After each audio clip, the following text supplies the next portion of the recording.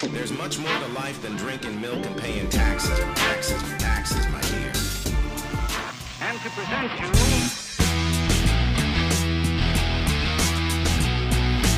That's mad. First, mastering.com, Mad Records podcast, Easy Yes, McCoy. sir. I'm stoked to have you, man. My man. I was listening to your album 2 nights ago, Right. and The Experience, right? Yes, sir. Yes, sir. Came out in August. I was listening to it. I was like, dang, this guy's got to have some stories. Because I put it on. I saw you were all, I had your profile picture where you were all looking slick and everything. And I was like, put on The Experience. And I was like, this is going to be like the Easy McCoy experience. And then I put it on and it was so like reflective and vulnerable. Right. And so I kind of wanted to start there, which was like, tell me a bit about The Experience. At what point in your life did you start taking these experiences and putting them into music? Well, I say at a young age, like 12, just rapping, telling my story in the rawest way I could. We had studios and different things in the neighborhood. This is back in the day when we recorded them to studio, you take them to tape and you just listen to it over and over and over again. That was my first time like hearing my voice, tell my story. Like? Oh, it was great. I cussed a lot though. Did you? So my dad was like, man, turn that off. Like, cause you like 12 years old and I'm playing it. Yeah. Cause my name was BG Mike. So I was like Baby Gangsta Mike. Okay. Dude, but you have the best names in there. I feel like, so you get the demo, you bring it back, you're listening to a bunch. You're like, God, this is badass. And then at what point do you go like, I'm going to actually go make a career out of this? Man, I was probably, I would say 8-9 years later, I was like 18, 19, because in the midst of that, like at 12, then I got, being in the streets, started going to jail a lot, running away from home, doing YA time, like always going in and out of jail, selling drugs, doing different things like that. Yeah. So rap was something I did in jail, as a kid. Like I just write rhymes while I'm in jail. It wasn't really like something, because I had no outlet like when I was on the street. Yeah. Once I got to go to the one studio, some guys had, I forget their name, they was pretty popular in Seattle at the time. They let me do like 2 songs. Other than that, I didn't really have no outlet except probably dubbing my rhymes on a tape. You put them on the tape, you got 2 tape, you play the beat, you hit record, and then you rap and it catch your voice. Right. Other than that, it wasn't like a real outlet. I knew I wanted to do it, but it wasn't it wasn't really a way for me to really do it the right way like I'm doing it now. Yeah. And when you listen to it back, what was it about your demo that you liked? Were you... Because there's a couple different reasons I've noticed that people get into music, right? Some people get into music because they go like, I genuinely need to get something out of my head. I need to express something. And then I do think that there's a group of people that kind of get into music because they want to create an image that isn't necessarily who they really are. Right. They want to kind of escape, so they create this alternative personality. And listening to The Experience is like very much sounds like it is who you are. Yeah. Sure. But if you go back to those days when you were 12.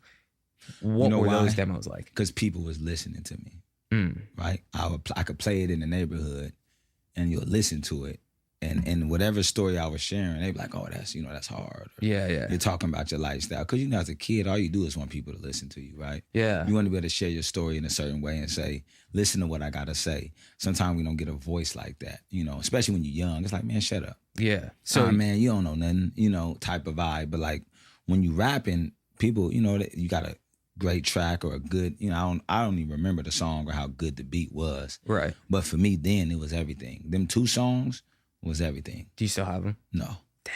No, I know. I wish I would. Oh, just from moving around, running away from home. Yeah. You don't think it's important. You're like, it's my first song. And then all of a sudden, 12 too. Like I didn't understand the importance, because it wasn't like I was like around people that was nurturing the gift. Yeah. It was just like, all right, get you in the studio, you're a young kid who got some talent. Right. But nobody nurtured it because them dudes probably was doing other stuff. Right. And they was worried about their career. Yeah. I was just a young kid in the neighborhood. You were going into studios or? Just one studio. Okay. I used to always walk and go get pizza. Nice. And it was like a cassette store. They sold all the tapes. So back in the day, usually like the cassette stores always had a studio in the back. So then when I would go there and buy like all the early Tupac tape. Like, we getting all cassettes though. Yeah. So we buying them, and that's like the early 90s. So we buying all these tapes, but there's always a studio in the back. And so for me, I was young, like, I can rap. But then they heard me, because I freestyle all the time too. Like that was the thing I like to do. I'll just freestyle with my homeboy B-Box all the time on the neighborhood. And that's where people listen to me a lot.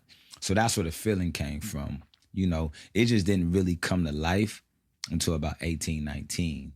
What changed at that time? I got out of jail again. Okay. You know, got out of jail. And it's funny too, like at this point, it's like I got involved in the church, right? And they was rapping. And then I was like, I ain't never, like my mom asked me to go to this church and I was like, man, I don't want to go to church. Yeah. But one thing I knew girls was at church. So, you know, you fresh out of jail. I'm like, you know what? I actually will go to church now, you know. But the cool one, they was rapping and I was like, and it wasn't good though to me. It was like, but it was the fact that they was rapping.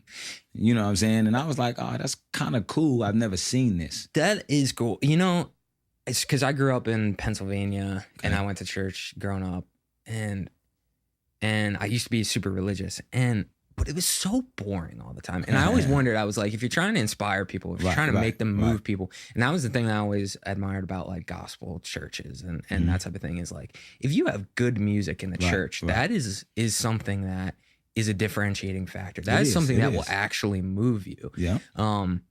And I always wondered why there wasn't more like diversity in the Christian, Catholic, or religious space where it's like good music. Yeah, I feel you. And so if you go into church and they're rapping, I feel like that's gonna be a moment where they you're have gonna the be lights like, going okay, and everything. And I was like, you know, this is cool. Like I can kind of hang out here. Yeah. You know, and see. And obviously another thing, I met good people there too. That was a big thing. I met some cool people there.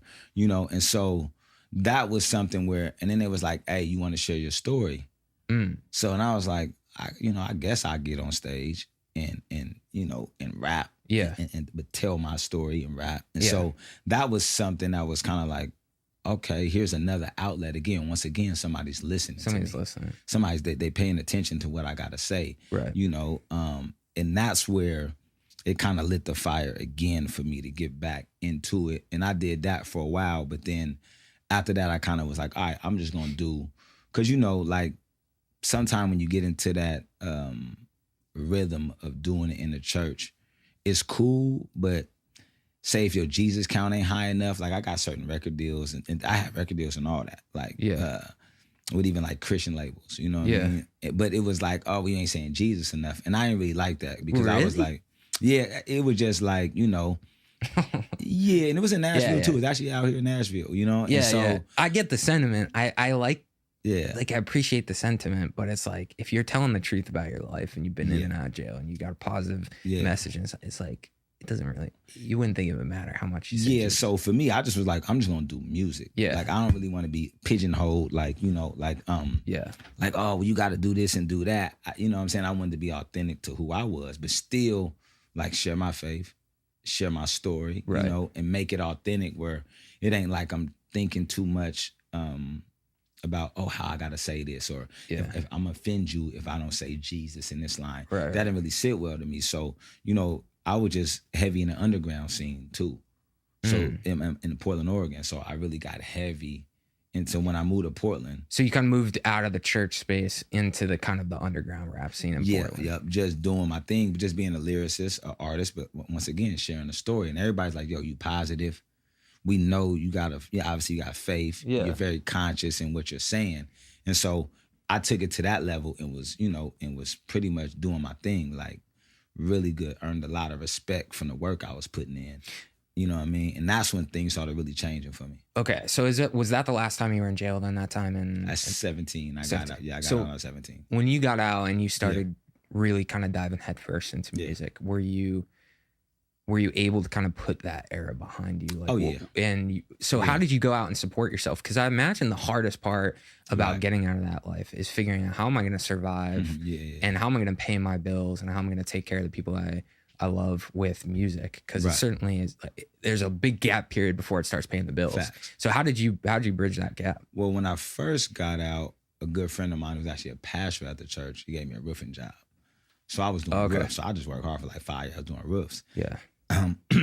After that was over though, a facility I was once locked up at, right? Like I had no high school diploma, nothing. The facility I was working, I was 18, probably around 19, maybe a little later. I was once locked up there called the House of Emotion. I just went there and was like, yo, I want a job. I need a job. And everybody knew me just from my past life. Yeah. And just because of my experience, they hired me. Like with That's crazy. you supposed to have like a college degree to work there. I didn't have nothing. Dude, They that's just- amazing. What was on your resume was like, I went to prison here. Yeah, I was like, I know this like my place better than- experience, right? Yeah, like yeah, they yeah. knew I could relate to the kids. Yeah. I was the youngest staff there. I think I was probably 20 when I started working there. Everybody else was like college graduates for, I don't know, whatever, psychology, whatever they Yeah, was. it's no one you can relate to. Yeah, but they was like, nah, like we know him. He done ran around these same streets, these same corners. So they're like, why not give him a job? He can relate with all Yeah. the kids, And then, so they gave me a job. So I did that for like 5 years. And so that helped me just, obviously taking care of things, paying for studio time, doing what I needed to do. This episode of the Mad Records podcast is sponsored by DistroKid. So if you're an artist, musician, and you're trying to get your music uploaded to Spotify and Amazon and Apple Music, you know how difficult and time-consuming and expensive it can be. That's why we partnered with DistroKid, one of the largest music distribution services for independent artists. They're offering 30% off a 1-year membership. That includes unlimited uploads for music and albums to these streaming platforms. All you got to do is head over to distrokid.com/VIP/mastering. That's distrokid.com/VIP/mastering. They've got a ton of amazing services for artists and creators on there. And again, they're going to be offering 30% off a 1-year membership to all of our listeners of the Mad Records podcast. We're super grateful to have them as a sponsor. And now let's take it back to the interview. I feel like if you have a history like that and you're in and out of jail, Right. how do you get past? I imagine there's a lot of anger or For sure. frustration in that situation. How For do you sure. go back to the prison that incarcerated you and go, let me help because I want, what was it about you that made you want to give back to like people in that situation? Well, Obviously, that's I know you would want to do that, Yeah, but yeah, yeah. to move past the anger and to not say, I've been, kind of. Well, one thing is they didn't incarcerate me. I did it myself. But I feel like even saying that Yeah, I did. probably takes like a lot of growth. Growth. So Yeah. where did that come from? Maybe just, my mind, how strong my mom went through a lot, like what I've been through as a kid. And just, I think just being around good people and understanding like certain things are your fault that you do. Yeah. Certain things are circumstantial too, and I didn't really want to blame nobody for everything. I think getting past that, I could blame a lot of people, right? Yeah. Oh, well, my dad wasn't here. Or I didn't know my mom was doing this Yeah. and I didn't know this and this was my circumstance. And I had those moments. I think you always grow up with those type of moments, but there's a point when you mature, and you realize, okay, so I can keep blaming everybody or I can change my life for the better, right? Like what can I do to get up out of this situation so I don't gotta always be in the situation? Right. You know what I mean? Because life is life, right? Everybody, all walks of life deal with it. There's a lot of different walks of life in jail. You know what I mean? Just ain't young African Americans like me in jail. It's a lot of other guys too. Yeah. Who probably deal with some worse issues with family trauma and trouble. So for me, it was just like, and I think I always had that energy of wanting to help my people out. Yeah. Right? So if I see a young kid who messed up and I say, hey man, it's a dead end down that street and I can help you go another way, why wouldn't I do that, right? Yeah. And that's one thing about faith and being around good people. I kind of learned, like, anybody can get a second chance. Everybody deserves a second chance or a third chance, fourth chance, right? Yeah. To do something different. It just depends on how they moving, the way that they think, So for me, giving back, it was something I realized you reap what you sow, right? You give back, somebody gonna give back to you. So I just think in my heart, even when I was in the street, I wanted to help my guys out. Right. Like, it wasn't like, I wasn't really like a real selfish dude when it came to that. That was the thing. So when I was listening to the experience, that was the thing that I kind of noticed was there was this idea of, there was like an optimism to it. For sure, Right. So it wasn't for like sure. you took all this experience and then it was like, I'm going to tell everybody about my life and, Right. and all of the struggles I went through. It was that, but I want to catalyze this and turn it into some sort of positive message for other people. And I feel like that nowadays is something that is increasingly harder to find. I think people are starting to feel like there is no way out or that there isn't hope. And I hear a lot of music nowadays where people sound like they're hurting and they don't think there's a way out. Right. And so when I was listening to your album, especially, I think it was the first track, I forget the, Upon me. yeah. Mhm. And it was like this, the second half of that song is like this sort of like liberation kind of feeling. For sure. And it feels like you've moved out of the world of like, I'm not going to make any excuses for myself. I'm going to own who I am, and I'm going to turn that into something positive. Right. And when I heard that song, I was like, okay, cool. This is really cool. Yeah, I mean, it's like what you want to do with your life, right? Yeah. Like you want to stay there, you want to move on. That was a big thing for me. And like when you go through all of those type of things, I didn't want to keep living like that. Like I knew it's, a whole better life on the other side of the river, right? So I just got to get there, right? Like, yeah. And it's obviously choices, hard work, dedication, all of those things combined. Like you got to make the right choice too. Like, like I got a saying, right? Do what you're supposed to do, not what you're not supposed to do. Right.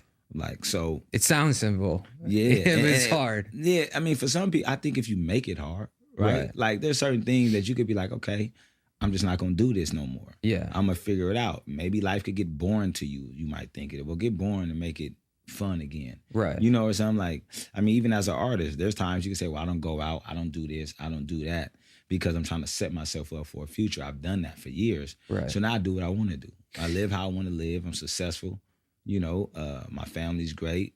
Right. My kids great. Like just because I made a decision to do what I'm supposed to do and not what I'm not supposed to do. So it's all a mental thing. And I believe I've had a very, very strong mental toughness, as a kid. Yeah. And even more as a man. So you're working at the prison, you're in the underground scene in Portland. Where does it start to get traction? Where did you start to where did things start clicking for you? You know what's so crazy is because like I was doing well in the music, right? And it was going good. I had 2 independent records, Simply Soul and The Soul Effect. Then I had the record. And those were completely independent. Yeah. So when the record deals, just because I think a lot of artists will be interested in this, when the record labels came and started offering you record deals, especially as someone who you're in the underground scene, you haven't made it yet, you turn those down? What happened was, it was actually after the Simply Soul record, I got one deal with a company in Nashville. And it was cool, but it didn't work out, right? Yeah. So I went back to doing the independent stuff. So then I really didn't have no more deals after that. Like it was just independent. And then I got into the sync space too. Okay. Because I always knew about that through my record deal in Nashville. All right. You know what I mean? So that's where it was like, so for a while, to be honest, I was doing music. Now I wouldn't say I went back. I would never say I went back to the street, right? But I really wasn't focused on music 100%. I was doing other things like just hanging out. Okay.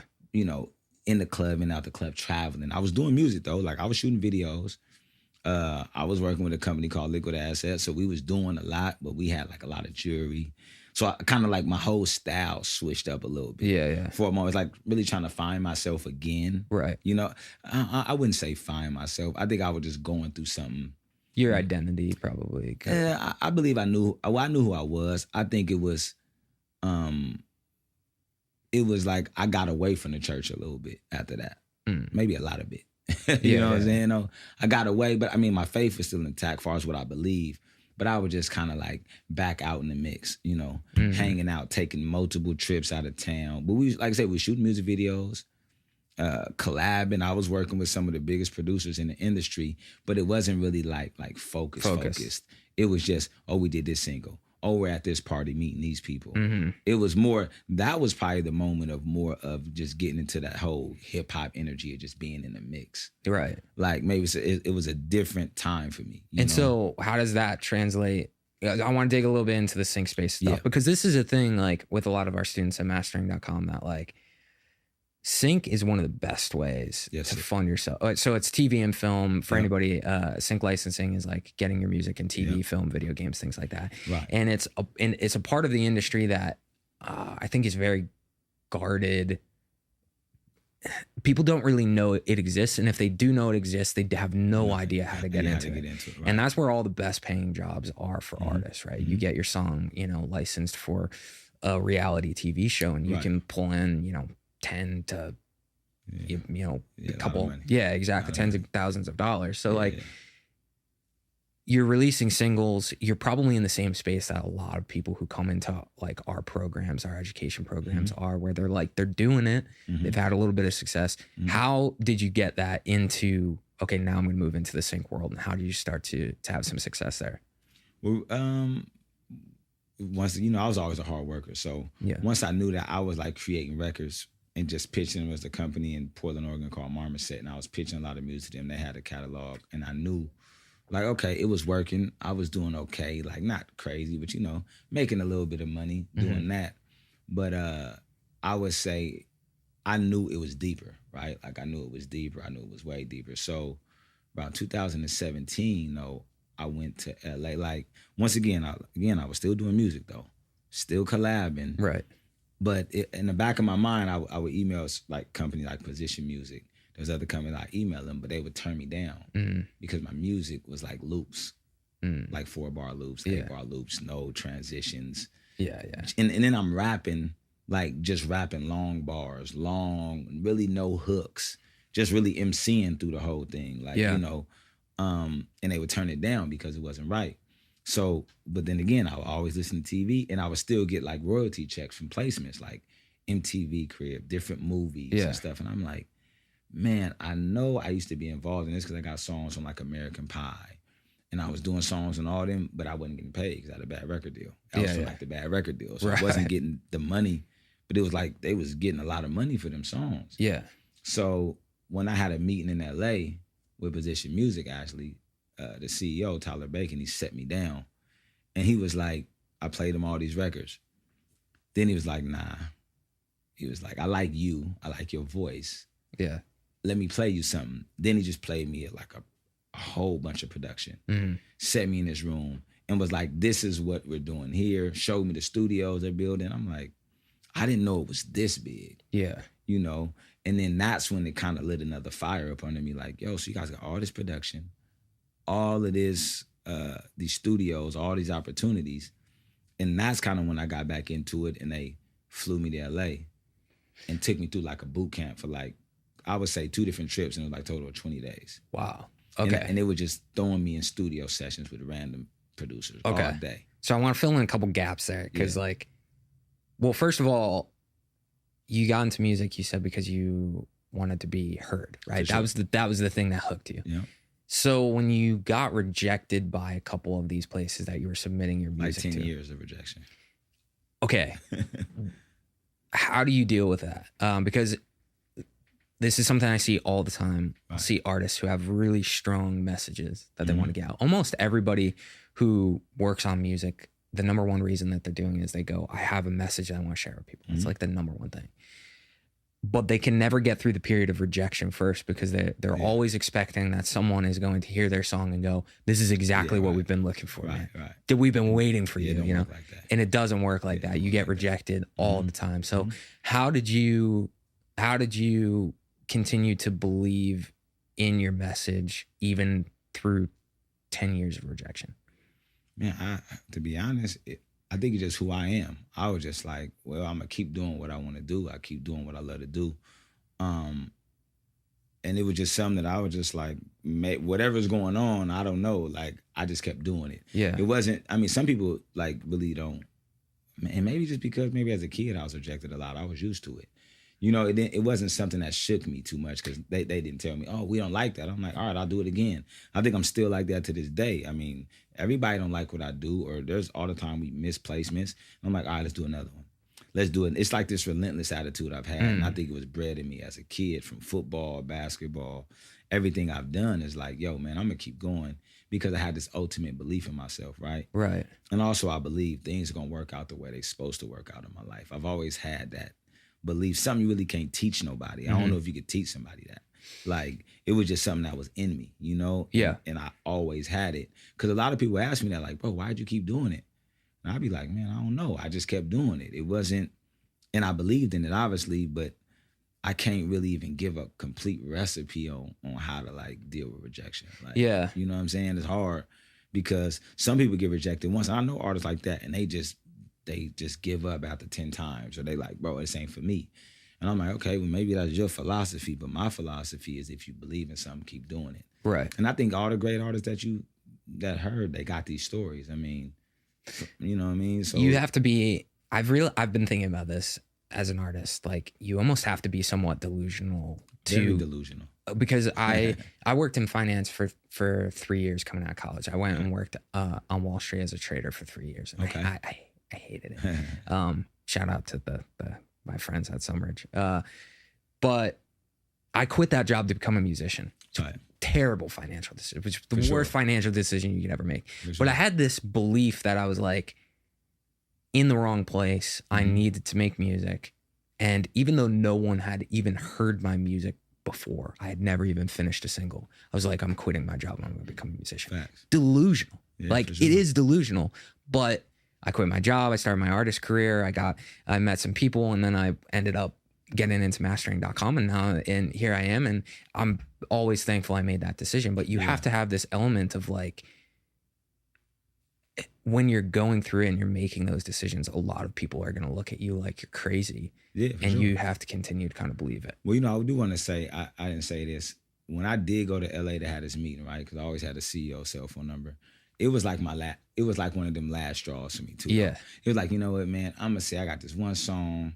I think it'll work for TV. If this don't work, I'll figure something else out. Yeah. But it was always like, I feel like it's that last step that you take and it starts working for you. You know what I mean? It's like that last step. I would think that's because by the time you reach that last gasp, you're so loose because you've already failed a million times. For sure. By the time you get to the last person, you're like, Yeah. screw this. Like, I've already been rejected. What else can go differently? And then you go in super loose, and that's oftentimes where you have your most like authentic. It's kind of like self. you let it go. Like, you know, you just like, I'm gonna let it flow. Let's see what happens. You know, I ain't really gonna trip. If it works, it works. If it don't work, I've been doing this a long time. And even with that though, like I went and had the meeting. It wasn't like it was a piece of cake. It was like, okay, we're gonna bring you back. And then I went through a treacherous boot camp, literally like 10, 12 hours a day, losing my voice, going to the studio with a backpack of honey and tea, running around broke. You know what I'm saying? Yeah. But I'm literally going to every session in it. Like, And you had a path. I had a path. I mean, they was giving me $50 a day to eat. You know what I'm saying? Like, it wasn't something, it was like, I'm like, all right, cool. I'm out here. I'm gonna go to every session, hopping in lifts, in Ubers, you know what I'm saying? Yeah. Sleeping on the A&R in his house. You know what I'm saying? Because I think everybody always goes like, if I could just get in the room with the CEO of what blah blah blah, and he gives me the green light, then I'm flying private, and I'm like getting bottle service at the club, and it's like not at all. The only thing that you can get really is the opportunity to That's work, Yeah. and then it's on you to kind of bootstrap it from there. And you know the crazy thing is, I did those sessions, right? And they was like, "Hey, we're gonna bring you back 10 more days." I'm like, "All right, cool." Brought me back 10 more days. Same thing, treacherous sessions. I mean, I'm talking about going over hooks over and over again. Yeah. That's not right. That's not right. Do this again. Do this again. So it wasn't easy. Like, even sometimes it was like, man, there were certain songs of some of my biggest songs that I was like, I don't even like this record. And it worked out. And they said, look, just keep doing this record. So it was never, and it was like, but then after that, after I got all them songs done, 8 months, nothing happened. Really? Okay. 8 months, nothing happened. Really? It just, so for me, I'm like, okay, so I did all this music. We dropped some singles. We gonna drop a project. Nothing happened. But so what that but in the midst of that, the songs was coming out. I didn't have an exclusive deal. So like, this is just the grind of it, right? I didn't have, they didn't believe in me to give me an exclusive deal, exclusive pub deal or nothing, no big advance up front. So I'm still like, okay, I still got to make a living. I still got to do this other stuff. I went and did all these sessions. Nothing's moving, but there was a few songs, even the song I didn't like, it's called Devil or Prey. Not saying I didn't like it. I didn't think it was like the best record. It was one of the most annoyingest records trying to get the hook. We did about 4 or 5 different hooks. Yeah. And then they end up just taking a part of my verse and making it the hook and chopping and screwing it. And that's like one of your top. Yeah, like sing, you know what I mean? Yeah, And I'm like, man, we went and did all these hooks. None of them knew. Y'all just took a piece of my verse, chopped and screwed it and made it the hook. We could have did that from the beginning. Yeah. But so I'm like, all right. But with that song, when that song came out, other companies started reaching out to me. Right. Hey, you want to, Easy McCoy, you want to do sync? You want to work with us? You want to work with us? And once again, I was still like boot camp. I wasn't getting paid no money. Some of them was bad deals. But I was like, I was so hungry. I was like, all right, yep, I'll do it. Yep, I'll do it. And then started building relationships across the board with almost every company in the space. Right. Because I could work freely. I wasn't exclusively tied to nobody. And I had a tremendous work ethic, you know? And so that's when it, like, I think that was all my tests. Yeah. So even after all that rejection, to go and do all these records and be like, okay, nothing happens. Now what's next? It's funny because everybody always talks about their big break in music, and I think the way that it's perceived is that your big break is when you make it and you don't have to work anymore. But it's the opposite, where it's like your big break is when somebody finally goes like, okay, you can work now. And For sure. And there's a path here for you to make a living from this, but that's when the work probably really starts. And then you get hit with an 8-month period like that where you've busted your ass and nothing come from it yet. Yeah. How did you, I guess it's the same question, like, how did you manage going through that period and not give up? It's the same thing, but I'm the type of guy, I would look myself in the mirror every day and speak affirmations, and I believe them, not just doing it, just I'm like, man, listen, man, I know what I got. Yeah. You know, I know that I can do this. Yeah. I'm doing it. I'm actually doing it. It's a healthy delusion. Yeah, like I know I'm doing it. I'm like, nah, and, and I'm sitting there talking with him like, man, you doing this. You can do this well. You can make this much bread. I'm like, well, okay, put me in the rooms. I mean, they put me in the rooms with the best dudes, sitting me in there like, just here. Do this, do the, Were you nervous? Nah, you know what? I wasn't. I was just like, it's my time. I honestly felt like that. I'm like, yo, I've been rapping for years. This is autopilot at this point. Yeah. I've been freestyling for years. Yeah. And I always like to write in the studio, just writing. So they was like, oh, so you could just, I'm like, yeah, let's write right now. There's nothing pre-done. Play what you got. I'll sit in the corner and write. So there was that, like I said, that delusion, but that real confidence, like, yo, man, this ain't really that hard. Like, tell me what we need to talk about. And I'm going to pull out of me all of my experiences. Yeah. And I'm going to just dive in, right? And just this never quit mentality, like relentless. And also I feel like, man, what else is there for me? Like if I don't do this music, I'm going to probably die slow. Like I can't work no just regular job, no sitting in the office nowhere, or I'm just going to be hustling for the rest of my life. Yeah. Like I'm just going to go back to hustling because there's no way, I can just do just that basic clocking in and clocking out. Why not? I'm a creator. I'm creative. Like for me to do that, like I know some creators that do that, and I see them now, right?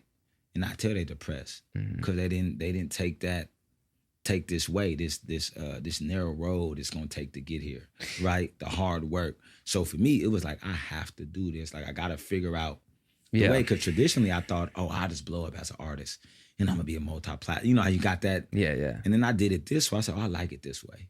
You know what I'm saying? I like the way that I'm doing it because now it's like, through all this hard work, I'm on my favorite TV shows. I'm on the NFL everywhere. I'm on video games everywhere. I can provide for my family everywhere. Yeah. I own my music. Right. It's not like I'm selling all my rights away.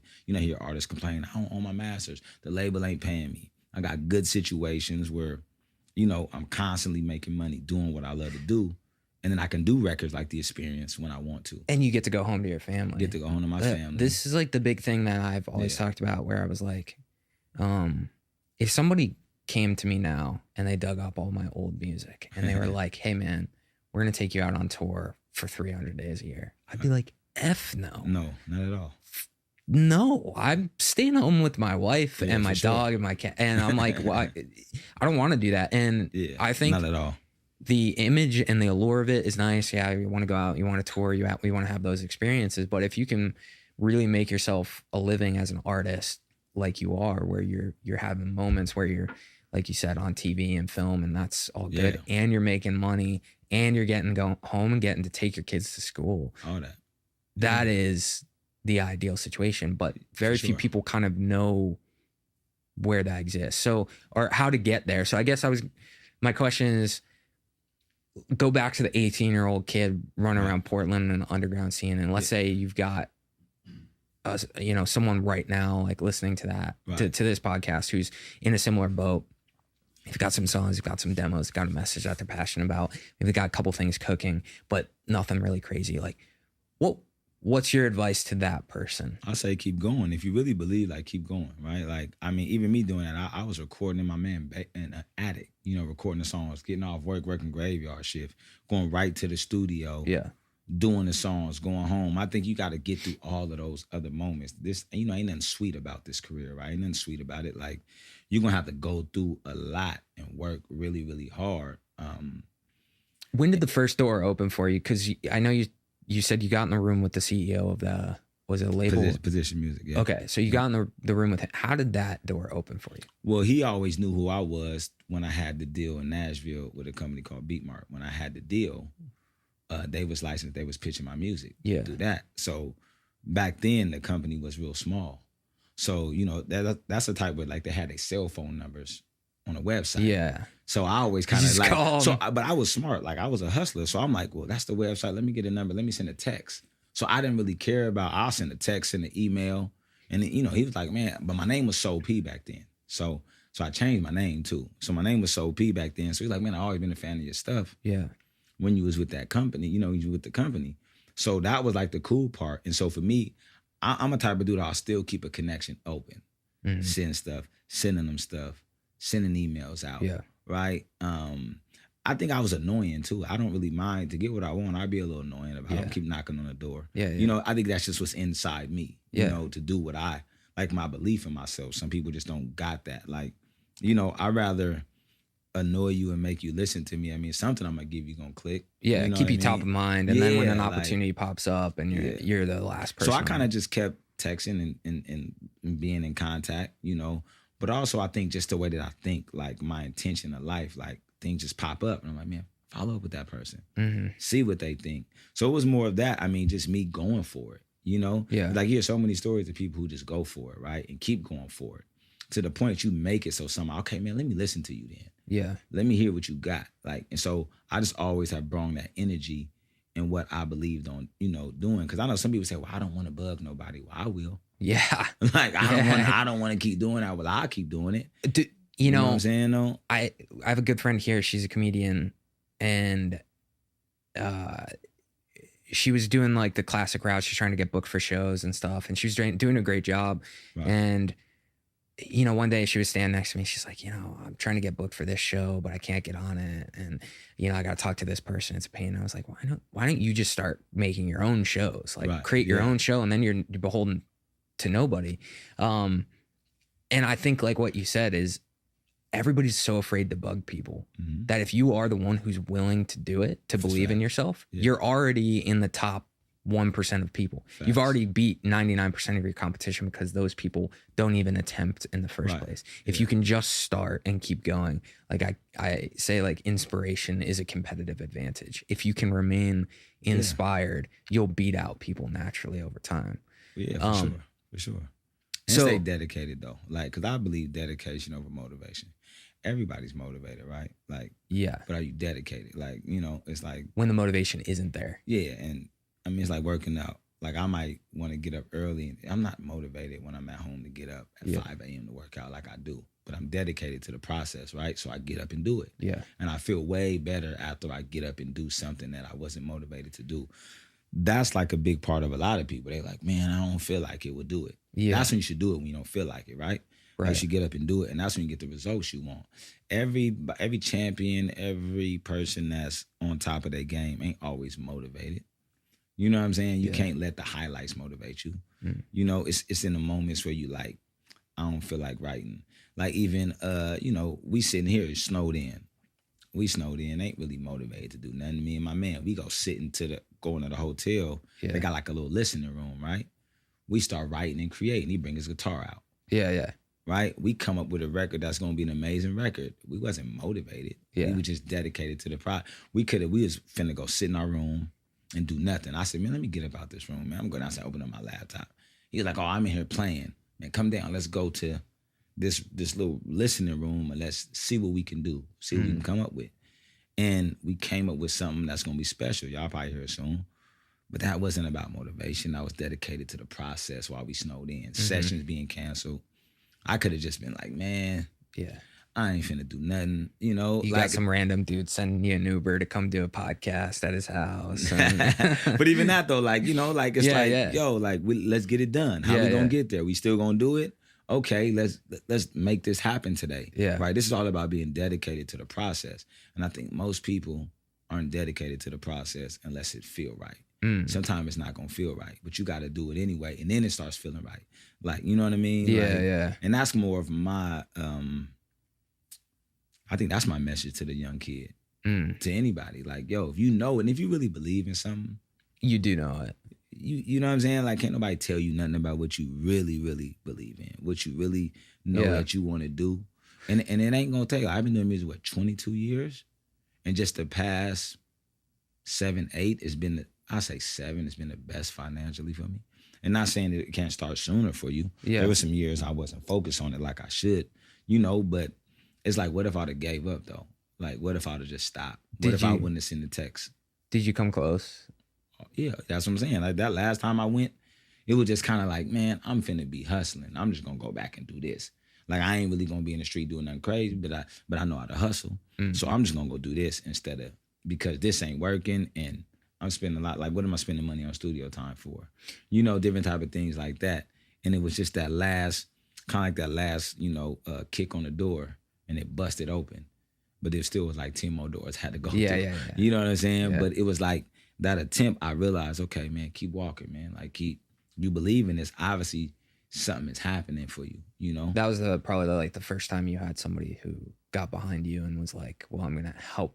Not only... I've had other people get behind me, but it wasn't long. Like, it wasn't either long lasting or very temporary, you know, because like I said, in my city, I was doing very well, like locally, like everybody, I would do all the shows. Any artist coming to town, I'd be opening up for them, like all that. But for me, doing the local thing is cool, but sometimes it's like, it's bigger than this though. Yeah. Like I know it's bigger than this. Right. You know, for me. And that can get discouraging. Once again, it can get discouraging. You do everything in your city, you feel you done. So you have the 8-month period, and then some things start clicking. You have some other companies start knocking on the door and saying, hey, we want to work with you on this and that. You start working with them, going through the boot camps. What happens then? When's the first time that you're like sitting at home and you flip on the TV and... Well, usually know, usually know when you get placements. But it was with Position was one of the first big ones, like an NFL Thursday night, and it was a pretty big one. That's I was sick. like, ooh, and then I heard it, and that was like the first time you really hearing myself on a big Thursday night football ad, and it was cool, you know. So that's like that adrenaline rush to do it. And then after that, I think it was just like a snowfall of just, but it was work though. It was kind of like all the work I was doing the years before on the songs. They just started getting placed back to back. And then my name started buzzing just with the supervisors and the companies and my work ethic, you know? Yeah. And it was all work ethic too. Right. Being able to take a no and turn it into a yes, not having no ego in the studio, willing to change whatever needed to be changed. Because, you know, with Sync, I didn't really take it too personal. Like, say like the experience was something very, very personal, right? Yeah. The Sync is like, yo, get the job done, right? Like, I could think something's the best that works for it and then it don't work, because somebody got a different ear. So I'm like, all right, I was always willing, right, to change it, willing to do something different. And I think you got to be willing to do something different in this space. I wanted to ask you about that, because this is something that a lot of our students talk about, I think, is if you take a creative person who has a very strong message, right, and you put them in a studio with somebody, and let's say they're doing an ad for the NFL, for Thursday Night Football, right, and they play their music the way that they want to play it. And the executive in the room goes, well, hey, we want to tweak this, this, and this. A lot of creatives, including probably myself, would be like, well, I don't want to do it that way. Right. How do you maintain your authenticity as an artist, but also know, hey, I need to feed my family, I need to feed my kids, I want to get the job done, I want to give them the product that they're looking for. How do you balance those two things? Well, I think you got to think, it's like if somebody's saying, here's a commercial about peanut butter and you want to talk about jelly, it don't work, right? Like, you're like, okay, bro, well, this ain't really what this is about. You have to do the work that whatever the work is called for. And I think as artists, like, we can overthink the process. We got to stop thinking with our talent. You know, I heard a podcast talking about people think with their talent and you can ruin moments, right? It's like you still being creative, like, it ain't like they're trying to tell you to change your story, right? Like, it's a football ad, man. You got to say it like this. Well, bro, just say it like this for the ad. And that's still another part about being creative, right? You're creative enough to change it, switch it up, and still make it sound good. So it's like we can't let our egos get in the middle of this, especially when it comes with Sync. Yeah. Television stuff, ad stuff. You can't let, like, your ego, like, well, I think it should sound like this. Well, you're not the supervisor. Right. You're not the ad agency. You know what I mean? So just because you think it should sound like that, don't actually mean that's what they want. You know what I mean? I see a lot of people kind of die on that hill where they go like, I'm not changing it for anybody. And there's part of me that always, and I'm sure part of you that admires that. Like you love that relentless belief in yourself. Sure. But how do you manage to preserve like your message when you're doing those things? Or do you view it as something else entirely? As I'm saying, it's something else because it's not my message. Like, for instance, if it's for a certain, well, any ad, like, you know, anything that you're doing, sometimes it might not really be your message because it's for what they specifically want, you know? It's not like, so I think that's where people can confuse it. Like, bro, it's not your message. Like, yeah, they want you to say the line like this, say it like this. I mean, like, what's the problem? You're doing it for this. Or maybe you're working out of scarcity and not abundance. Maybe you don't think you got a bunch of songs. When you have a bunch of songs, you know, or you creating a specific song for something, why are you so attached to how you feel? You know, get the job done, right? Like, I feel like that's a big... You attach to how you feel way too much, and now you mad that nothing happened for you. See, that a lot of artists can ruin opportunity and then be mad at the music and the game. No, I'll be mad at yourself because you didn't know how to adapt to what, you know, that's being creative. It's kind of like, yeah, me and my man were just talking about colors. Like, that's how music's like colors. Like, you could put different things together and it still look good. It don't always got to be how you think it should look. Like, you know, like wearing leather pants. I mean, like a leather hoodie or a leather jacket with sweatpants and designer tennis shoes. That look clean. Yeah. You don't think it is until you put it on, though. And you're like, oh, that works. Some people like, I didn't think that'll work. So sometimes you got to put things together in a different way, right? And don't always let your ego get in the way of the job. You know, like you got a job to do. Right. Like, it's work. And this is for sync. So this is not, once again, it's not your personal project, you know? And then there's sometimes, it depends on how you create music too. Like there's a lot of records I create. We just create a bunch of records and the companies take them as they is and then they flip them. And like I've had songs where they didn't put this line before that line and make it work with, and I'm like, hey man, as long as it work. You dissected the song, but it works really well with the ad. Okay, that I feel like is a unique skill set to you. I think that's probably something special about you, which is this idea of the thing that got you out of the environment that you were in was you being relentlessly dedicated to your message, right? And saying, I'm going to make it out of this situation. I'm going to pursue music. And then at a certain point, you have to realize, okay, my message is important, but I also have a job to do. I also have work to do if I want to feed my kids and my family. And I think that is a tricky point for a lot of people to navigate because they go, well, me being relentlessly dedicated to my message was the thing that pulled me out of this place. Right. How do I now let that go and focus on the job at hand and save that message for when I want to do my own creative project? Right. So did you feel like that was a hard realization for you to come to, or did that just feel like the natural progression of your career? It's natural for me because I just was like, okay, like I said, if you want to get out this struggle or whatever you're going through to live the life that you want to live, like it didn't, and like even in singing, it didn't compromise like my morals or my integrity. Yeah, it was, you know what I'm saying? Like it didn't do that. It was just, we need this to sound like this for this. We need to sound like, you know, like I think I did something for like an oatmeal commercial years ago. And they wanted it a certain way. It wasn't even like dope to me at all. Yeah. But we got the job done. It wasn't something I'm going to play you. I'll probably never play it for nobody. We didn't put it out on social media. You don't hear it on a streaming service. It was for a oatmeal commercial. Yeah. It was corny. But we got the job done. We got the money for it. And then I could take that money and say, okay, let me pay for this now. Okay, that's... You know what I'm saying? Like I took that money and I paid for this, what I really want to do. Okay. This is something that I think a lot of artists would be interested. This is like a model that people need to follow. Is you have to make money to do the things that you want to do. For sure. That's like the unfortunate truth. Like I went and worked in finance for 3 years because I said, why would I go try and get a record deal when I can just go do this job for 3 years and then fund my first record myself?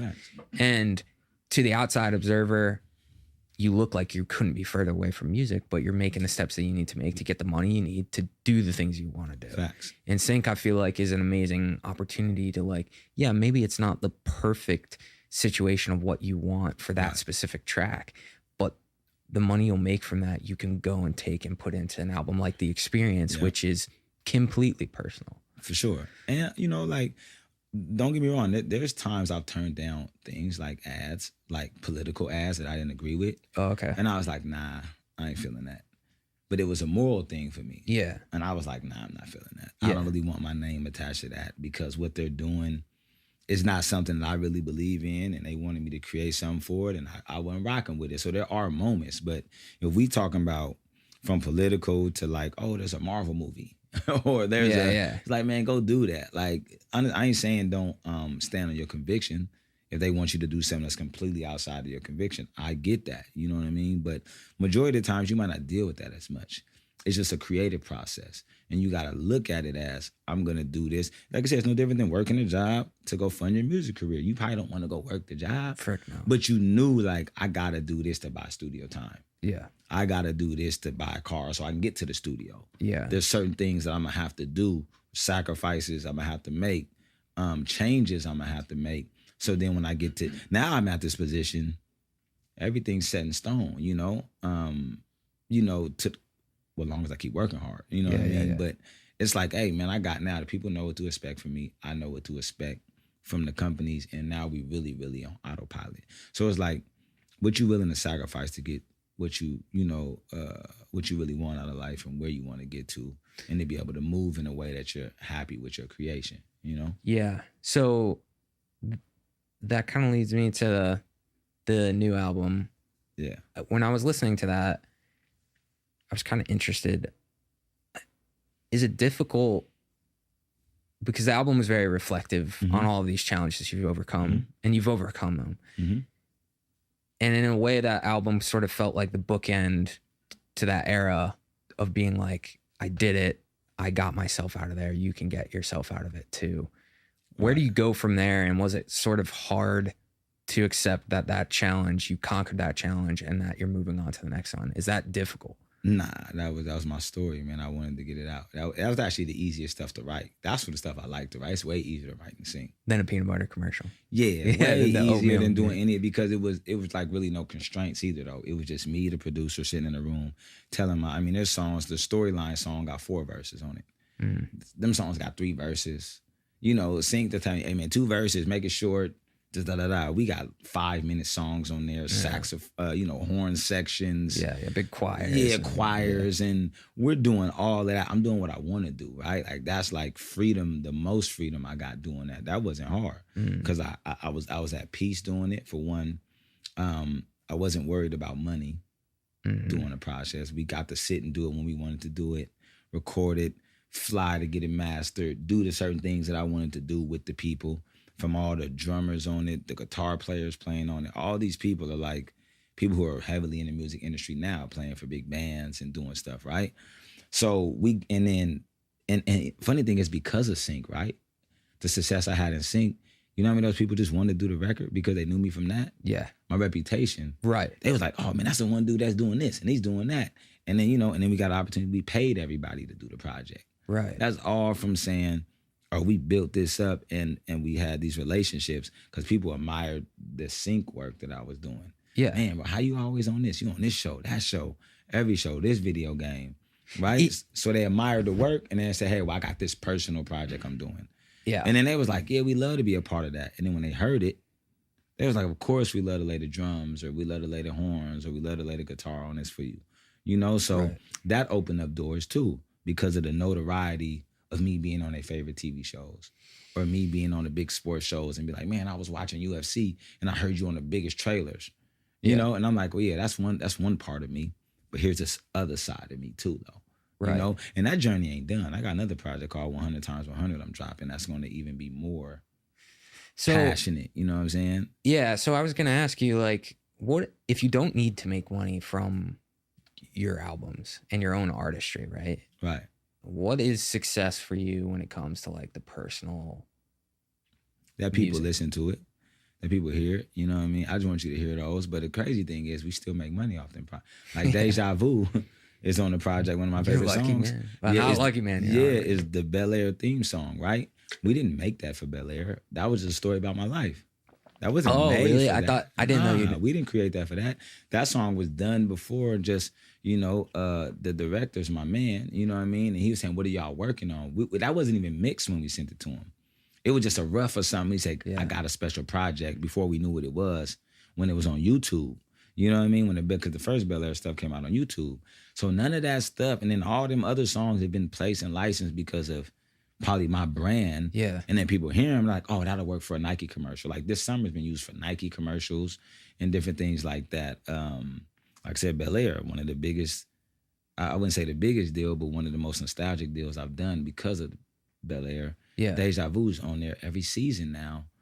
It's a theme song for it, and we did not create that. Bel Air wasn't even created when we created the song. Or maybe around the time it was, but we didn't know. My man had this secret project he was working on, and we were just in the studio working on my story, and it fit with the story that he wanted to convey. And he said, I need the music for that. Right.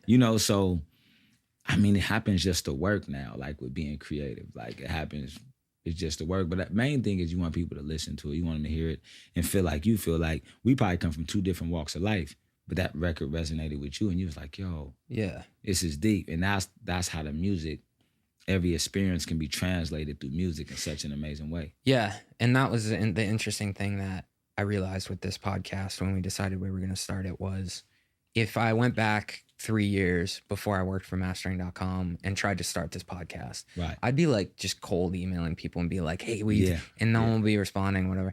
But then I did 3 years here. We built the education company. We met a ton of students who went on to be really great producers, and then they had friends. And so when it came time to launch the podcast and was like, who could we get on it? I had 1 million people that wanted to help. And they were like, oh, get this person on, get this person on. Fast. And then like you come on the podcast and you're like, oh, you got to get so-and-so on. I'll hit him up. And once you can get to that point, it becomes relatively easy to keep the momentum going. The hardest part is doing the 3 years of grind work to build out the network to where you want, when you finally have something you want people to hear, that you can hit people up and get it in the right hands. Yeah, for sure. And I think that's the hard part to get through. And people respect work. People respect hard work. You know what I mean? And you mix that with success. They understand, like, you value time, Yeah. So they're like, all right, well, I don't mind giving you my time or mind giving you a part of my talent for your project because I've seen the results. I've actually seen the hard work you've done over years and years, Yeah. Like, I made a joke just on my story on Instagram, like, it'd be funny when people hit me up out the blue. I don't know nothing about them. They don't know none of my people, know nothing. Let's do a song. Send me something. And I'm like, send you something? Like, so you expect me just to do all this work and then send you something? I don't know anything about you. I've not seen your work ethic. I ain't even got a recommendation. Like, you was recommended from somebody that I respect. Right. Say, hey, so I'm like, yeah, I'll fly to do it. And then I seen the brand of what y'all doing. I'm like, yeah, of course, let's do it. I think we can trade energy, and our energy can help each other out with everything that we do. Yeah, you're working, I'm working, and then there's a moment where you come together and say, hey, we can benefit from each other's work. Let's make it happen. But a lot of times, and I've fallen into this back when I was a musician as well. It's like you're just sending people your single, and you're like, listen to this, and you're like a little chihuahua. It's just give me something, listen to my track, save my single. But the best way to make connections is to give people something they value first. And then down the road, a situation pops up and you go, for sure. Hard work, respect hard work. Iron sharpens iron. You know what I mean? So it's kind of like you gotta think like that. Like, ain't no shortcuts to getting to the top. Like, even though people think it is. Like, I mean, that's how I look at it. And I still feel like that to this day. Like, I work even harder than I did when I first came in. How do you keep that edge? Like, how do you? Man, no, I think for me, just knowing nothing's promised, like in this game. You know what I mean? How many people then fell off or not doing because they stopped working hard, they stopped being open, they stopped being transparent in their craft. So for me, it's like I take more trips now to come to areas. You know what I mean? To work. Like when you call me, like, man, I'll come out. Yeah. Then I'll just book sessions. Yeah. And I'll just set this up. Do I need to do 100-some songs a year? Yeah, I do. Yeah. I would say no. I'm like, no, yeah, I do. I need to keep that because I know there's other guys doing the same thing, right? So when you get to this level, and I don't even think, I mean, actually, no, I'm nowhere close to the top of really where I want to be. We just really getting started. We cracking the surface. So now I'm like, I understand the game more, even after 6-7 years of doing it straight. And before that, all the ups and downs, it's like you get to this position now and you realize, oh, it's time to go harder. Yeah. You know, and I have more resources too, so why not go harder? Why not put in way more work than I used to put in when I was trying to get on? You know? Like, it's just, and some people do, they get real comfortable with a little bit of money. Like it's like you make your first 50,000, like, oh, I made it. I'm like, well, bro, you know it's probably 100,000 with that. Yeah. You know you could get 200,000. You know you could get 300,000. You know what I mean? Like, that's how I think, instead of being like, all right, well, I just did well for this little moment and now I'm gonna stop. Yeah. Nah, I want like 10,000 more of these moments. You know, it's like having that energy. Like, I need 10,000 more of these moments. You know, so I'm finna put another 10,000 hours into the game, you know, to get there and create something that's generational, you know? That is like an entrepreneurial mindset too, It is. Which is this idea of like, I've seen so many people who have one good idea, Right. and then they sit on that idea for forever and they go, I had this brilliant idea. And it's like, that's great. You need to forget about that and then have a million other good ideas. And like, we try to do that with mastering.com all the time. I mean, that's literally why we're filming this podcast is like, we built this really big, successful education company. And instead of sitting back and being like, you know, let's take a little more money out of the company and let's go like whatever, we're plowing it back into the company because we have an opportunity. Things are clicking, things are working. We've got a community that supports us. We've got a channel that's doing well. And we're thinking to ourselves, this is where we put our foot on the gas. This isn't where we throw it in neutral. No. And I think that edge is like an entrepreneurial thing. Yeah, just, you know, entrepreneurs, a hustler spirit. It's like, yo, I ain't, you know, I got 20 more years easy left in me. Yeah. And even just helping people get on and move the needle and like really like press and go hard. I mean, that's just something for me. I don't know. Like, you can't really teach nobody. That's because a lot of people be asking me that. I'm like, man, if it ain't in you, it ain't in you. Yeah. But if it's in you, you got to pull it out of you, right? So I know what's in me. It's just a matter of pulling it out of you and don't let it die, right? Keep being creative. Keep doing. I've had many people like, man, how you doing so many songs? I mean, I'm just grinding, bro. Like, I train my mind to work like this. And then I do other stuff, whether you're reading books, studying culture, whatever you got to do, listening to podcasts, be in different rooms. Because I like working directly with people in rooms, too, because the creative energy creates different stuff. Your mind is so powerful, right? Dude, that's why we did in person for the podcast. Because I was like, you see Zoom podcasts all the time, and it's just not the same. No, you got to be in the room. You got to see in their eyes. You got to see if they're lying to you, telling the truth. You know, though, do they right? believe what they're saying? Do they not? Like, it's a whole different dynamic. And that's why I think that's why that's why everybody ain't gonna make it too. Yeah. Make sure you surround yourself with people who believe like you too. You don't want nobody like, hey, bro, we've been doing this too much. Nah, look, bro, let's go. Let's keep going. Another gear. There's another level, bro. Let's keep going. Yeah, that didn't work. So what? Like, I mean, you know, people don't realize how many deals I don't get on the back end. Yeah. Like how many syncs, like, they went another route. And we say, cool. I always say, oh, they bad, not mine. Let's do it again. Like, I don't even think, I'm like, all right, and then you get one. There's times I got 7, 8 just not in, like, oh, I thought I had them 7, 8 in a row. People don't, there'll be months I don't get stuff. You know, but it ain't like I'm like, man, bro, I'm easy McCoy, man. I know I got it. Them songs are great. And I hear like my people that I know, they'll get them. Like they good friends of mine or they're other artists I respect. And I'm like, oh, he got it. I seen him posted on I Was Just Up For That. Yeah. And I see it back to back. But that don't really make me feel no way. I'm just like, that's cool because I'm pretty sure I've done that to them. Yeah. I'm pretty sure they got stuff and they're like, oh, Easy got Easy that. got it again. Yeah, Easy got it. Easy got it. And I thought I had it. So it's like, it's a good competition. It's friendly competition. It's grind work. And I'm a competitor anyway. So I don't really, like, I don't think nobody gonna outwork. I actually believe that. Genuinely believe any artist in the space that's rapping and doing music, I say, man, you ain't gonna outwork me. I don't care what you get and I'm just gonna keep going. Right? Like, ain't none of that. I don't got no time to stop doing what I love to do. Yeah. Right? I really believe in this. I really have a passion in this, and I'm willing to go wherever I gotta go to keep going, you know? Because last year was last year, right? All the success I had last year don't mean I'm gonna have it this year. Mm-hmm. That's why last year's work is gonna make it. That's why we did so much last year. So now all these songs are in the market. All these songs are going out at the beginning of the year. Now all this year's stuff I'm gonna do is probably gonna help me for next year. Yeah. It's just kind of like that plan I got with the producers I work with.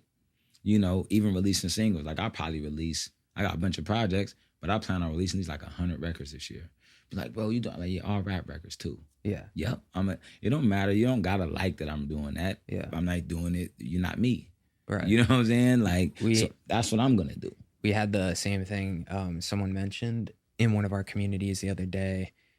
They were like, I'm starting to see a lot of competitors that are trying to kind of copy what we're doing with the education company.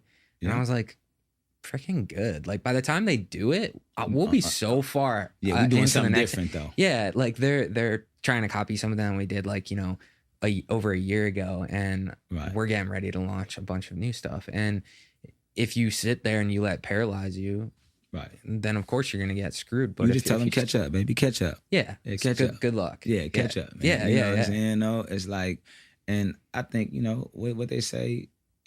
Imitation was that the is the sincerest form of flattery. Come on, man. You copying my pattern. That's okay, bro. You know what I'm saying? Yeah, have it, man. Like you could do it, but you still can't. You ain't got you can even have my recipe. You can't cook it like me, like a chef. I give you the recipe. Yeah. But you ain't gonna make it taste like when I serve it, I'm gonna serve it in a whole nother dish than you. Yeah. And the fact I see you copying me, that means I'm gonna secretly switch it up on you.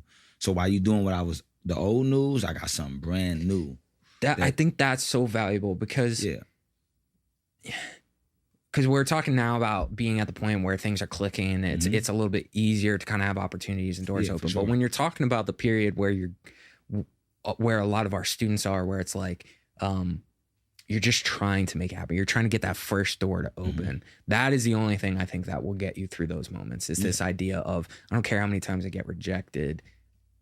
I'm keep doing it though. Yeah, I'm just gonna keep doing. I mean, I feel like that's like it's a hard thing for some people, but it's very simple. And making sure you studying the game too. Like you can't just shoot a bunch of aimless shots.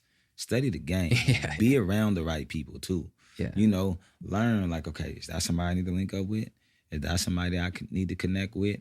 Who am I being around? Can I just be in a room and be silent too? That's a good thing. To go in a room and be silent and just learn. And learn and just kind of scope everything out. Take your time, because none of this is going to be overnight, you know? Yeah. There's people that I know doing it for, 20-something years and just getting it going. Yeah. I'm 22 years in, and I'm like, man, come on, baby. We just getting the fire lit right now. Yeah. You know what I mean? So it's like, I think it's just the way you got to think, and that's why everybody's not going to make it, though. Even all your friends ain't just going to make it. I got a lot of friends that ain't doing what I'm, doing what I'm doing now. But they look at me like, man, bro, you really kept going through everything. I'm like, yeah, bro, through everything. Because I knew this is one of the main things that I had, And it's just I think just having that type of intelligence with what you believe in. Yeah. It'll go a long way with you. You know what I mean? Because it's enough for everybody out here, though. Yeah. It really is. You got to think abundant. It's enough for everybody, That was I think why when I listened to the experience, it was really cool because obviously I was introduced to you through the sync space. So I knew that you had this really prolific career. I know what those gigs pay, and I know I talked to you, and I know you've got a family, and I know you're doing well. And so then when I listened to that album and I heard, about your history and all of that stuff, it hit that much harder because you see the things you have to persist through. Yeah. And that makes having the sync placement on Bel Air or NFL, like it makes you emotional to hear it. That's why I think I clicked with that album so much, because I was like, dang, you really did do it. And it's really cool to see, because I see so many people who are young, easy McCoys in the same situation. And I'm always talking to them saying, keep going, keep your head down, keep doing what you're doing. And it's so hard sometimes to point to somebody and be like, that's the example. But I feel like you're well, because even at and I share some person, even at this height of what I'm doing, like my mother, right? She's wasn't always in my life. She's still in my life now, but she did 11 years in the penitentiary just a few years ago, just got out, right? Wow, yeah. Out of older, but then in the midst of that, this is kind of like how we are. We built like this. My sister, in the midst of that, my sister was like, well, I'm finna go to college to be a lawyer. She graduated Harvard, while the mom was injured. Well, she got out to see her graduate. You know, I heard that in the record. Yeah, that was a line in the I talk about she went to Harvard, all the stuff we did with our mom, like, you know, thinking about all that's happened. You know, even me, like, people might think, oh, everything is cool, but sometimes I just found out my mom got cancer, but we helping her beat that. But she don't even got that no more through herbs and diet, right? There's so many things. I mean, I got a 20-year-old son in jail for a shooting. You know what I'm saying? Yeah, he didn't have to do none of that. So people don't see the other backs, and they say, "Why you keep going hard?" Because I got all this other stuff I still got to take care of. Right. If I wasn't successful in this, I wouldn't be able to help him with a lawyer. Yeah. I wouldn't be able to help him, or if I didn't. And even that relationship is a good relationship I have with somebody for 10 years to help represent my son. Right. So when you're dealing with so many other things, meeting my father in 2020, realizing I had 5 or 6 other brothers. Right. So I didn't know that, thinking somebody else was my dad, and I had 10 other brothers, and I figured, like, so that's not even my family, which they still are family, you know what I mean? Because we built that. Yeah. But looking at that, like, so you finally meet your real father in 2020, and then to see what he's still going, and then I go pick him up from jail. You know what I'm saying? Meet him and pick him up from jail. And then for him, you know, and then he's still going through his personal stuff. And then dealing with, and then find out one of my other brothers is, you know, he's blind, right? He got shot. Jeez. So all of these things, and I'm like, but he running around here. He the most grateful dude I know. Yeah. While he still hang out, dress good, he do everything. Yeah. He don't walk with no cane or nothing, like, because he want to walk. We hold it. You know, he walks with us and hold our shoulder when we walk. All of these different things. Sister, you know, a teacher in Jersey, finding out other brothers doing this and learning who your real family is. Realizing I was close to my family. They was all around my neighborhood. I just didn't know who my dad was, right? So when people say, bro, why you keep going? Because I got a lot to do still. You know what I'm saying? Like, this is, and so for me to live my dream, come from where I come from at this level, ain't no way I'm gonna slow down, you know? Because I'm like breaking generational curses, you know? Through success, through finances, through, you know, do all these different things, being a smart investor, doing different things. That's how I relate. I mean, you probably won't want to work for a firm, but I like Wall Street. I like the whole idea of it. Me being a man coming from where I'm coming from, a lot of people don't talk about it, but I said, oh, Wall Street and investing money from crypto to different things like that is going to actually change my life even a lot more. Yeah. But see, I couldn't do it if I didn't pursue the music. Right. I said, okay, take these funds from Sync, put it over there. You did the inverse of what I did. I went to finance to fund the music. You used the music to fund the finance. You know what I'm saying? But it's still pretty much the same idea though, right? Learning, like, because, you know, Sync might not be here forever for me. It could be some years where there'll be some young brothers coming up and they the top dogs now. Yeah. And they getting all the placements. Well, I'm not gonna be mad at the game. I'm just gonna learn how to funnel that money to still create a great life for me, but also give other guys opportunities too. Yeah. So it's like, that's why I like to help people, because I've seen, you know, I've been through a lot. So I understand, and still going through things, you know what I mean? And but at the same time, staying dedicated to my craft. A lot of people not being stressed out by certain things that go on around me, you know, with family and different things that I could be like, man, I can't do this right now, bro. I'm like, no. Let's go harder now on this. You know, this is where my freedom comes from. More than Sync, just be able to create music, right? Yeah. So you just gotta have that. It's in me. You know what I mean? Like, I don't plan on giving up. Like, I don't plan on stopping. Yeah. This is something I'm gonna keep inspiring for as long as I'm breathing and I'm walking around, you know, this earth. And that was the thing, and we can end on this, but you said freedom. This is what gives me my freedom. And I feel like when I was listening to the experience, that was actually the word that I was thinking of, especially from the first song. Because you got, from what I remember, I mean, you were like rapping for a bit, and then it turns into this sort of big, like, orchestral kind of like swell. And I was like, that sounds like someone getting their freedom. Yeah. And obviously I knew your story and stuff, so it makes sense. But that was why I was so excited to talk to you. That's why I'm pumped to have you on the first episode, because I think you're an incredible example for our students, for artists, of just showing that no matter what the circumstances are, you keep persisting through it. You keep believing in yourself. Yeah. But most importantly, you don't blame anyone. Nah. You just keep doing your thing. You'll end up on top of where you want to be, on top of your world. Talking to me, unfortunately. But you know what I mean? And you know, it's like, that's the thing. You be on top of your world too. Like, people like, I want to be on top of your world. Like, Right. I want to stand on top of my world. It's my world. I want to stand on top of that. I ain't worried about everybody else's world and what they got going on. You stand on your world. I want to stand on my world and stand and be the king of that. Yeah. Like, and when you do that, it's gonna be easier for you to get your job, to get the job done, because you're not looking left to right. You're not comparing yourself all the time. Because if I compare myself to a lot of people, or when I thought it should have happened for me, I would have probably been depressed, and it wouldn't have been working for me. But I'm like, nah, man, I know I got what it takes.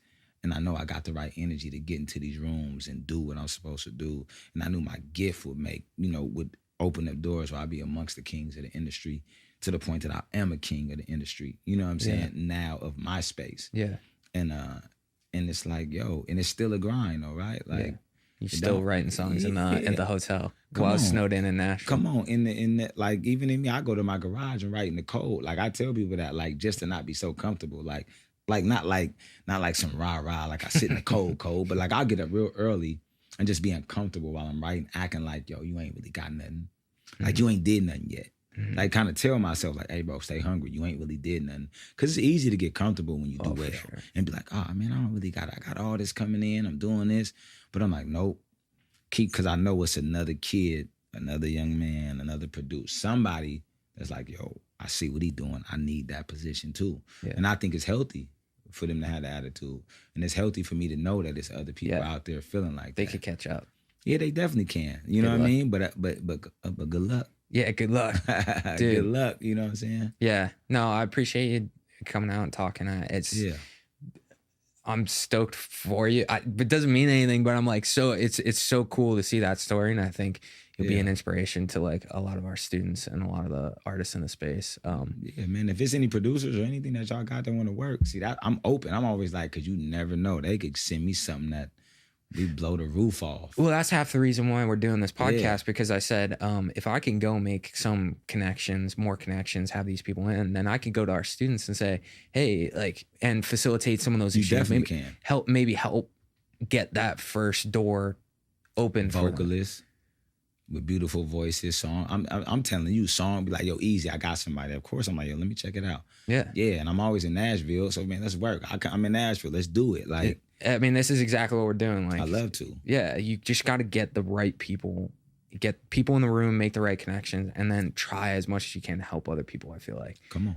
I'll send some students your way. No, I love to. I love to. Yeah, I mean, y'all be doing classes too and all that too. What y'all be doing? Yeah, so we do a mixing, mastering, and creative production program. So we teach everything full stack production.